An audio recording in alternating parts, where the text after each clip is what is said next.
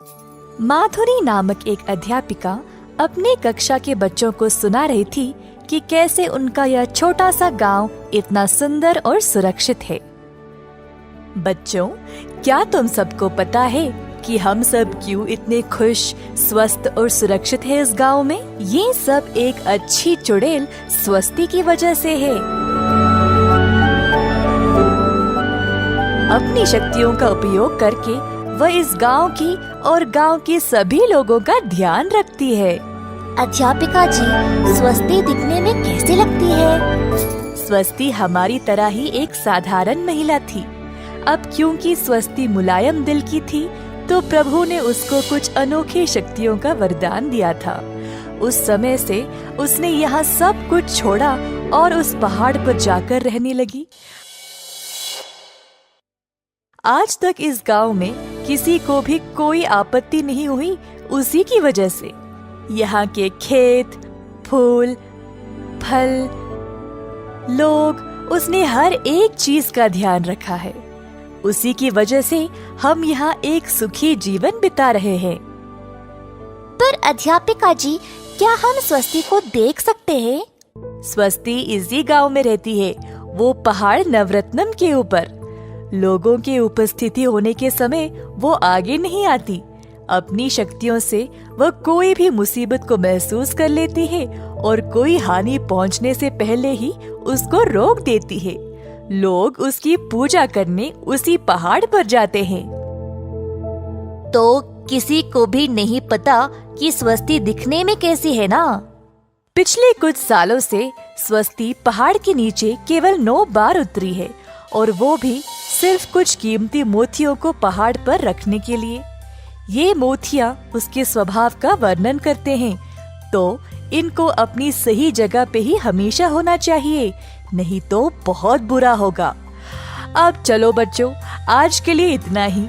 सब अपने अपने घर जाओ। अब एक बच्चे के पिता उसको लेने आए थे, तो उन्होंने भी अध्यापिका जी की कहानी सुनी। उसका नाम था गणेश और गांव में नया आया हुआ था। उसको पता नहीं था कि यह कहानी सच है या नहीं, पर उसने सोचा कि अगर उसको और मोतियों में से अगर एक भी मोती मिल गया तो वह जीवन भर अमीरों की तरह जी सकता है। तुरंत गणेश ने अपने 4 आदमियों को बुलाया और सीधा पहाड़ पर गया मोती चुराने के लिए। पर उसको पता नहीं था कि उसके रास्ते में इतनी बाधाएं आएंगे। पहला कदम रखते ही तेज आंधी शुरू हो गई। गणेश और उसके 4 आदमी सीधा चल नहीं पाए। जैसे तैसे करके अंत में वह उस पहाड़ के ऊपर चढ़ ही गए। पहाड़ के ऊपर उनको एक हरी चमक दिखाई दी। पास गए तो उनको एक मोती मिला। गणेश खुशी से झूम उठा और मोती को उठा लिया। मोती को उठाते ही भवंडर शुरू हो गया और उसके 4 आदमी जमीन की ओर फिसलने लगे। गणेश ने अपने आप को कैसे भी करके संभाला और फिर अपने घर पहुंच गया। उस दिन से गांव में सब कुछ तहस नहस होने लगा। ना खाना था, ना पानी। सारे खेत भी नष्ट हो गए और गांव के ऊपर काले भयानक बादल छा गए। कोई भी घर के बाहर भी कदम नहीं रख पाया तूफान की वजह से। आखिरकार गांव का एक बूढ़ा आदमी गणेश के पास गया और बोला, तुमने बहुत गलत किया। तुम्हारी वजह से पूरा गांव पीड़ा में है। अपनी करनी को ठीक करो, नहीं तो हम सब मर जाएंगे। बूढ़े आदमी के जाने के बाद गणेश ने अपने किए हुए पर ध्यान दिया। उसने मोती अपनी जेब से निकाली और अपने परिवार की ओर देखा। बेचारों को ना नींद थी, ना खाना पीना।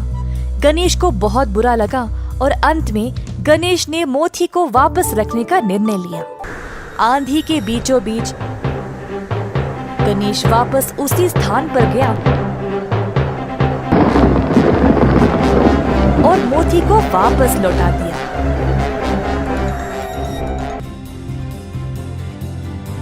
गणेश के ऐसा करते ही सारी परेशानी खत्म हो गई और गांव की स्थिति वापस शांत और सुंदर हो गई। इस घटना के बाद स्वस्ति गांव में आई सबको उन मोतियों का महत्व बताने के लिए। उस दिन से किसी ने भी मोतियों को छूने की हिम्मत भी नहीं की। जादुई घड़ा।